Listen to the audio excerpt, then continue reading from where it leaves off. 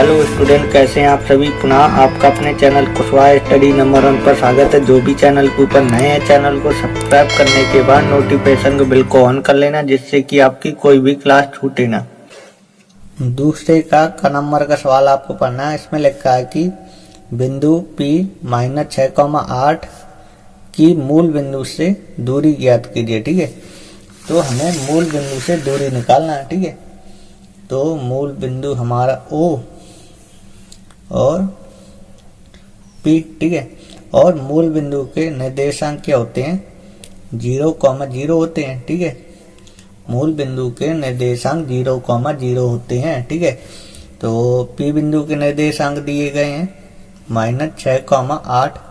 ठीक है, इन दोनों बिंदुओं के बीच की दूरी हमें निकालना है। ठीक है, तो आपको सूत्र आना चाहिए दो बिंदुओं के बीच की दूरी कैसे निकालते हैं। ठीक है, तो देखो दो बिंदुओं की बीच की दूरी, दो बिंदुओं की बीच की दूरी का सूत्र होता है √x1 - x2 का whole square plus y1 - y2 का होल स्क्वायर। ठीक है, दो बिंदुओं के बीच की दूरी का ये सूत्र होता है। ठीक है, x1, तो इसकी तुलना कर लेंगे x1, y1, x2, y2। ठीक है, तो देखो x1 क्या है? x1 0 है। ठीक है, माइनस x2 क्या है? x2 -6 है। ठीक है, तो प्लस हो जाएगा। y1 क्या है? 0 है। ठीक है, माइनस y2 क्या है? y2 8 है। ठीक है, इसका स्क्वायर। ठीक है, 6 का वर्ग करते हैं तो क्या होगा? 36। ठीक है, 8 का वर्ग 8 64। ठीक है, अब इन दोनों को जोड़ेंगे तो क्या होगा? 100 होगा। ठीक है, और 100 किस संख्या वर्ग होता है? 100 10 का वर्ग होता है। ठीक है, तो दो बिंदुओं के बीच की दूरी क्या होगी? 10 इकाई। ठीक है, आई होप आपको सवाल समझ में आया होगा। यदि आपको सवाल समझ में आया करे तो वीडियो को लाइक कर दिया करें।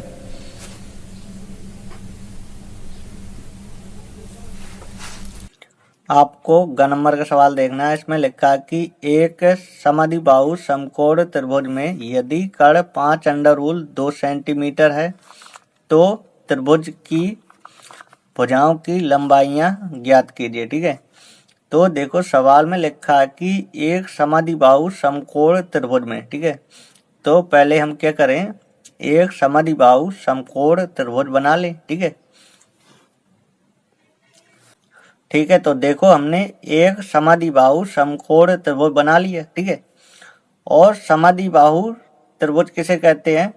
जिसकी दो भुजाएं बराबर होती हैं। ठीक है, जिसकी दो भुजाएं बराबर होती हैं उसे हम समद्विबाहु त्रिभुज कहते हैं। ठीक है, जिस त्रिभुज की दो भुजाएं बराबर होती हैं उस त्रिभुज को हम समद्विबाहु त्रिभुज कहते हैं। ठीक है, तो देखो इसमें कर्ण वाली भुजा दी गई है 5√2 सेंटीमीटर। ठीक है, और हमसे सवाल में ये कहा है कि त्रिभुज की भुजाओं की लंबाइयां ज्ञात कीजिए। ठीक है, हमें इन दोनों भुजाओं की लंबाई हमें ज्ञात करना है। ठीक है, तो देखो हमने अभी बताया कि समद्विबाहु त्रिभुज किसे कहते हैं? जिस त्रिभुज की दो भुजाएं बराबर होती हैं उसे हम समद्विबाहु त्रिभुज कहते हैं। ठीक है, तो देखो ये कर्ण वाली भुजा दी गई है 5√2 सेंटीमीटर। ठीक है, और समकोण के सामने वाली भुजा हमेशा सबसे बड़ी होती है। ठीक है, तो देखो ये कर्ण वाली भुजा दी गई है और ये दो भुजाएं क्या होंगी? बराबर होंगी, क्योंकि समद्विबाहु त्रिभुज में दो भुजाएं बराबर होती हैं। ठीक है, तो देखो यदि ये A होगी तो ये भी A होगी। ठीक है, तो देखो यदि हम पाइथागोरस प्रमेय लगा देंगे तो ये दोनों भुजाएं निकल आएंगी। ठीक है, यदि ए निकल आएगा तो ये भी हमारी भुजा ए है, ये भी ए है। ठीक है, तो यदि ए निकल आएगा तो ये दोनों निकल आएंगे। ठीक है, क्योंकि ये दोनों बराबर हैं। ठीक है, तो हमें ए का मान निकालना है। ठीक है, तो समकोण त्रिभुज में दो भुजाएं बराबर हैं। ठीक है, तो यदि हम पाइथागोरस प्रमेय लगा देंगे तो ए का मान निकल आएगा। ठीक है, तो लिखेंगे समकोण त्रिभुज ए बी सी में। ठीक है, समकोण त्रिभुज ए बी सी में। ठीक है, तो लिखेंगे पाइथागोरस प्रमेय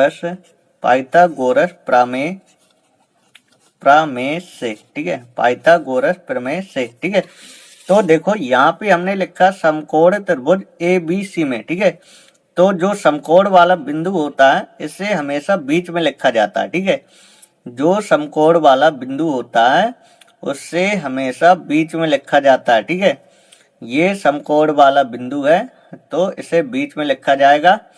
ऐसा नहीं लिख सकते हैं कि समकोण त्रिभुज ए सी बी लिख दें। ठीक है, क्योंकि हमें समकोण त्रिभुज ए बी सी में लेना है, तो जो समकोण वाला बिंदु होगा इसे बीच में लिखा जाएगा। ठीक है, ये आपको याद करना है। ठीक है, तो देखो पाइथागोरस प्रमेय से, पाइथागोरस प्रमेय क्या होती है, सबसे बड़ी भुजा का वर्ग। ठीक है, तो सबसे बड़ी भुजा कौन सी है, AC है। ठीक है, तो AC का स्क्वायर। ठीक है, क्योंकि समकोण के सामने वाली भुजा सबसे बड़ी होती है। ठीक है, तो AC का वर्ग, तो देखो बड़ी भुजा का वर्ग से दो भुजाओं के वर्गों के योग के बराबर होता है। ठीक है, उसी को हम पाइथागोरस प्रमेय कहते हैं। ठीक है, तो बड़ी भुजा का वर्ग से दो भुजाओं के वर्गों के योग के बराबर। ठीक है, तो लंब का स्क्वायर प्लस आधार का स्क्वायर। ठीक है, BC का स्क्वायर। ठीक है, तो देखो यदि हमने समकोण त्रिभुज ABC में यदि यहाँ पे हमने सही लिखा है तो यहीं से सूत्र बना सकते हैं AC का वर्ग। ठीक है, AC का वर्ग AB का वर्ग प्लस BC का वर्ग। ठीक है, AC का वर्ग AB का वर्ग प्लस BC का वर्ग। ठीक है, बड़ी भुजा का वर्ग से दो भुजाओं के वर्गों के योग के बराबर। ठीक है, यदि यहाँ पे हमने सही लिखा है तो इसी से पाइथागोरस प्रमेय का सूत्र बन जाएगा। ठीक है, तो देखो AC स्क्वायर, AC क्या दिया गया है, AC दिया गया है 5√2। ठीक है, तो इसका स्क्वायर करेंगे। ठीक है, बराबर AB स्क्वायर, AB क्या है, A है। ठीक है, तो A का स्क्वायर। ठीक है, BC स्क्वायर, BC क्या है, A है। ठीक है, तो A का स्क्वायर। ठीक है, आगे देखेंगे 5 का वर्ग क्या होता है, 5 का वर्ग होता है 25। ठीक है, और अंडर रूल 2 का वर्ग करेंगे तो वर्ग से अंडर रूल कैंसिल। ठीक है, तो 2 निकल आएगा। ठीक है, A का वर्ग करेंगे तो A स्क्वायर होगा। ठीक है, A का वर्ग करेंगे तो A स्क्वायर होगा। ठीक है, अब देखो 25 गुणे 2, 25 दूनी 50। ठीक है, A square plus A square क्या होगा, 2A स्क्वायर होगा। ठीक है, अब देखो A स्क्वायर बराबर 50/2 ये होगा। ठीक है, A स्क्वायर के गुणा में 2 लगा है। ठीक है, तो इस साइड आएगा तो 50 के बटे में लिखा जाएगा। ठीक है, तो अब देखो 25 दूनी 50। ठीक है, तो A स्क्वायर का मान आएगा 25। ठीक है, तो देखो यहां से यदि वर्ग हटा दिया जाएगा तो यहाँ पे अंडर रूल लग जाएगा। ठीक है, तो आप लोगों को ये पता होना चाहिए कि 25 किस संख्या वर्ग होता है, 25 होता है 5 का। ठीक है, या देखो 25 को ऐसा लिखेंगे 5 गुणे 5 और 2 संख्या में से एक संख्या बाहर निकलती है। ठीक है, तो देखो A का मान आ गया 5। ठीक है, और हमें निकालना था, दो भुजाएं निकालना था, दोनों भुजाएं बराबर हैं। ठीक है, तो A का मान निकालना था, A का मान निकला, A का मान आया 5 सेंटीमीटर। ठीक है, तो लिख देंगे भुजाओं की लंबाइयां क्या होंगी, 5 सेंटीमीटर होंगी। ठीक है, तो लिख देंगे भुजाओं की लंबाइयाँ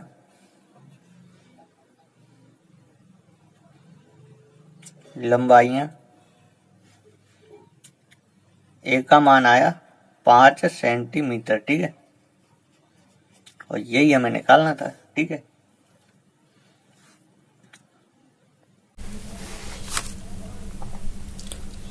अब आपको घ नंबर का सवाल देखना। घ नंबर के सवाल में लिखा है कि 7 सेंटीमीटर ऊंचाई के बेलन का आयतन 448 पाई घन सेंटीमीटर है। ठीक है, क्या लिखा है? इसमें लिखा है कि 7 सेंटीमीटर ऊंचाई के बेलन का आयतन 448 पाई घन सेंटीमीटर है। ठीक है, फिर लिखा है बेलन के आधार की त्रिज्या क्या करना है? ज्ञात करना है। ठीक है, तो देखो सवाल में बेलन की ऊंचाई दी है और बेलन का आयतन दिया है। ठीक है, तो लिख लेंगे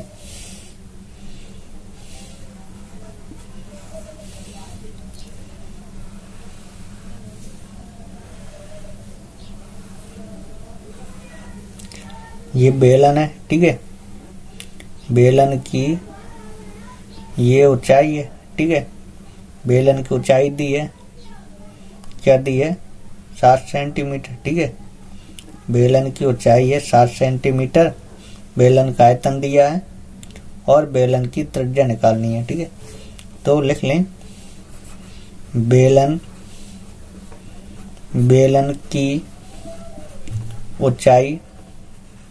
बेलन की ऊंचाई h का मान दिया है 7 सेंटीमीटर और बेलन की त्रिज्या हमें निकालनी है। बेलन की त्रिज्या r का मान हमें ज्ञात करना है और बेलन का आयतन दिया है। बेलन का आयतन क्या दिया है? बेलन का आयतन दिया है 448 पाई घन सेंटीमीटर। ठीक है, बेलन का आयतन दिया है 448 पाई घन सेंटीमीटर। ठीक है, तो बेलन के आयतन का सूत्र क्या होता है? यहाँ पे हमने लिखा बेलन का आयतन। ठीक है, तो इसके नीचे हम लिख सकते हैं बेलन के आयतन का सूत्र। ठीक है, तो बेलन के आयतन का सूत्र क्या होता है? बेलन के आयतन का सूत्र होता है पाई r स्क्वायर h। ठीक है, बेलन के आयतन का सूत्र क्या होता है? पाई r स्क्वायर h। ठीक है, बराबर 448 पाई। ठीक है, दोनों साइड पाई है तो पाई से पाई कैंसिल हो जाएगा। ठीक है, और r स्क्वायर h का मान 7 है 448। अब देखो r स्क्वायर बराबर ये 7 चला जाएगा यहाँ। ठीक है, 448 बटे 7, तो देखो r स्क्वायर बराबर 7 का इसमें भाग देंगे। ठीक है, तो 7 छंग 42, 2 बचा 28 बना। ठीक है, तो 7 चौको 28, तो r स्क्वायर का मान क्या आएगा? 64। ठीक है, तो आगे देखेंगे यदि यहाँ से यदि वर्ग घटा देंगे तो यहाँ अंडर रूट लग जाएगा। ठीक है, तो देखो 64 की संख्या वर्ग होता है 8 का होता है। ठीक है, तो बेलन की त्रिज्या हमें निकालनी थी, तो बेलन की त्रिज्या आ गई 8 सेंटीमीटर। ठीक है, तो लिख देंगे बेलन की त्रिज्या r का मान क्या आया? r का मान आया 8 सेंटीमीटर। ठीक है,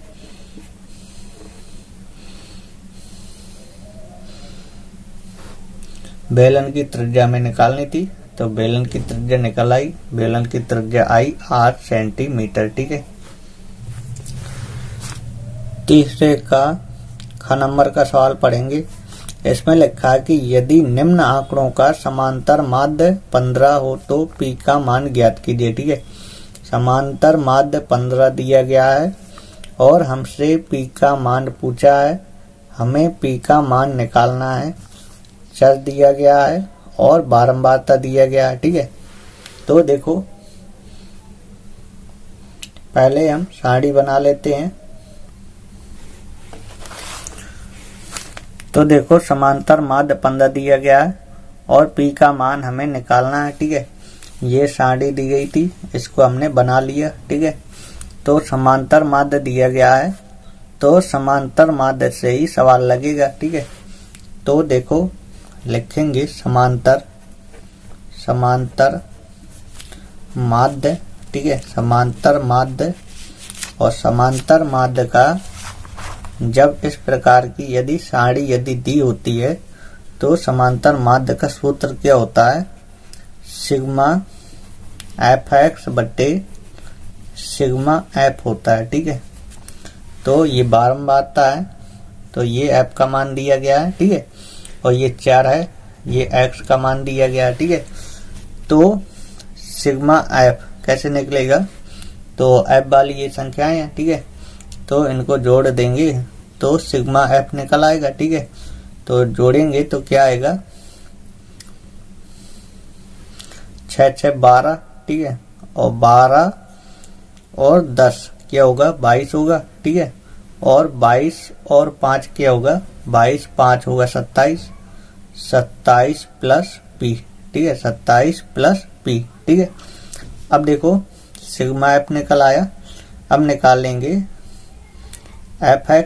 ठीक है, फिर जोड़ लेंगे तो सिग्मा fx निकल आएगा। ठीक है, तो पहले निकालें हम f गुणे x। ठीक है, तो इसका गुणा कराना है, क्या आएगा, 6 पंचे 30 और 10 गुणे p तो क्या होगा, 10 p होगा। ठीक है, 15 गुणे 6 करेंगे तो 15 छक्का क्या होता है, 90 होता है। ठीक है, 20 गुणे 10 करेंगे तो क्या होगा, 200 होगा। ठीक है, 25 गुणे 5 करेंगे तो क्या होगा, 125 होगा। ठीक है, तो अब क्या करेंगे, अब इसको हम जोड़ेंगे तो सिग्मा fx निकल आएगा। ठीक है, तो यदि इसको जोड़ेंगे तो कितना होगा, 445 प्लस 10p। ठीक है, प्लस 10p। ठीक है, तो देखो सवाल में समांतर माध्य दिया है। ठीक है, तो समांतर माध्य की जगह समांतर माध्य का मान, ठीक है, 15 दिया समांतर माध्य। ठीक है, और सिग्मा fx, तो सिग्मा fx क्या है, 445 प्लस 10p बटे सिग्मा f क्या है, 27 प्लस p। ठीक है, इसके बटे में 1 लिखेंगे, कैंची गुणा कराएंगे। ठीक है, तो इसका गुणा 1 में करेंगे, 445 प्लस 10p। ठीक है, इसका गुणा इसमें करेंगे तो 15 गुणे 27 करेंगे तो क्या होगा, 405 होगा। ठीक है, 15 गुणे p करेंगे तो क्या होगा, 15p होगा। ठीक है, p वालों को एक साइड कर लें, बिना p वालों को एक साइड। ठीक है, तो 10p इसको इस साइड ले आए तो माइनस का 15p हो जाएगा। ठीक है, 405 हमारा इसी साइड है। ठीक है, और इसको इस साइड ले जाएंगे तो ये माइनस का 445 हो जाएगा। ठीक है, इसमें से इसको घटा देंगे तो क्या होगा, माइनस 5p होगा। ठीक है, इसमें इसको घटा देंगे तो माइनस की संख्या बड़ी है। ठीक है, तो माइनस का चिन्ह और घटाएंगे तो कितना आएगा, 40 आएगा। ठीक है, माइनस से माइनस कैंसिल। ठीक है, तो p का मान 40 बटे 5। ठीक है, तो 5 का भाग 50 40। ठीक है, तो p का मान आ जाएगा 8। ठीक है, तो हमें p का मान निकालना था, p का मान निकल आया। आई होप आपको सवाल समझ में आया होगा। अब आपको ग नंबर का सवाल पढ़ना है, ठीक है। तो देखो इसमें लिखा है कि उस त्रिभुज का क्षेत्रफल ज्ञात कीजिए जिसके शेष ये दिए गए हैं, ठीक है। हमें त्रिभुज का क्षेत्रफल निकालना है, ठीक है। ये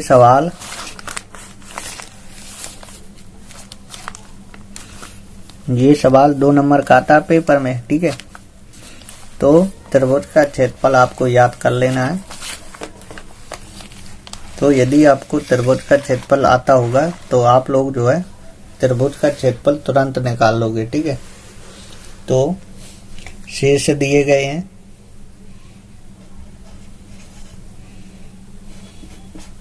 शेष दिए गए हैं -8, 4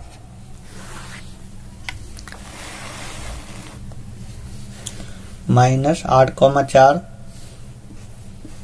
और -6, 6 और -3, 9, ठीक है।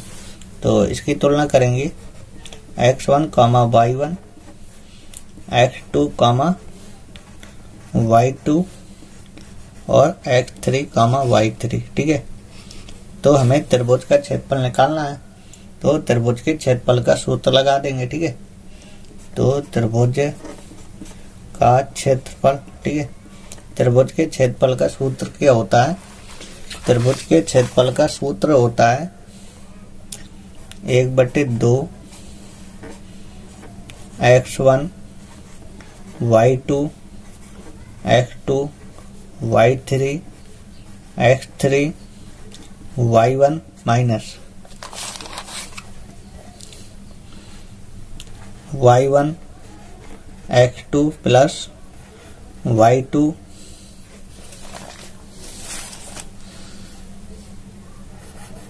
x3 प्लस y3 x1 ठीक है। तो अब देखेंगे 1/2 इसमें अब मान रखेंगे, ठीक है। x1 क्या है? x1 -8 है, ठीक है। -8 गुणे y2 क्या है? y2 6 है, ठीक है। x2 क्या है? x2 -6 है, ठीक है। -6 गुणे y3 क्या है? y3 9 है, ठीक है।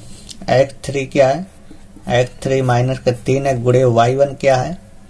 y1 4 है, ठीक है। माइनस y1 क्या है? y1 4 है, ठीक है। x2 क्या है? x2 -6 है, ठीक है। y2 क्या है? y2 6 है। x3 क्या है? x3 -3 है, ठीक है। y3 क्या है? y3 9 है, ठीक है। और x1 क्या है? x1 -8 है, ठीक है। -8, ठीक है। तो देखो एक बार मिलान कर लें, सही है कि गलत है, ठीक है। x1 -8 है, ठीक है। y2 क्या है? y2 6 है, ठीक है।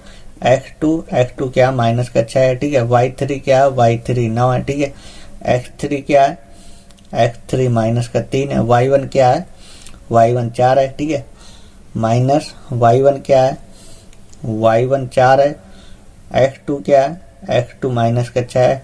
y2 क्या है? y2 6 है। फिर x3 क्या है? x3 -3 है। और y3 क्या है? y3 9 है। और x1 क्या है? x1 -8 है, ठीक है। सही है। तो अब देखेंगे 1/2 अक्षांक क्या होता है? अक्षांक 48, ठीक है। -48 इसका गुणा इसमें नाच 54, ठीक है। -54 इसका गुणा इसमें, ठीक है। क्या होगा? 4×12, ठीक है। -12, ठीक है। कोष्टक बंद, ठीक है। -6 गुणे 4 क्या होगा? 6 चौको 24 -24, ठीक है। 6 गुणे 3 36 18, ठीक है। 9 गुणे 8 9 8 72 -72, ठीक है। अब देखो 1/2 इसको जोड़ेंगे 8 2 10 4 14 14 की 4, ठीक है। 5 1 6 6 4 10 10 1 11, ठीक है।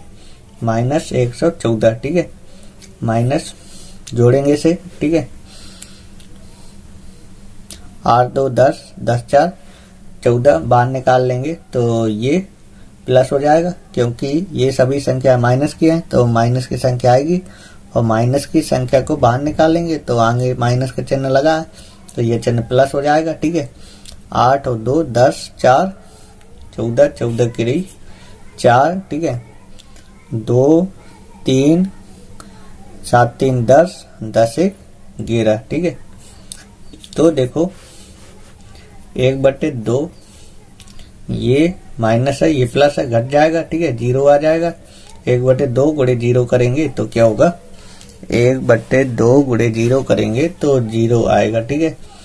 तो हमें त्रिभुज का क्षेत्रफल निकालना था, त्रिभुज का क्षेत्रफल आ गया 0, ठीक है।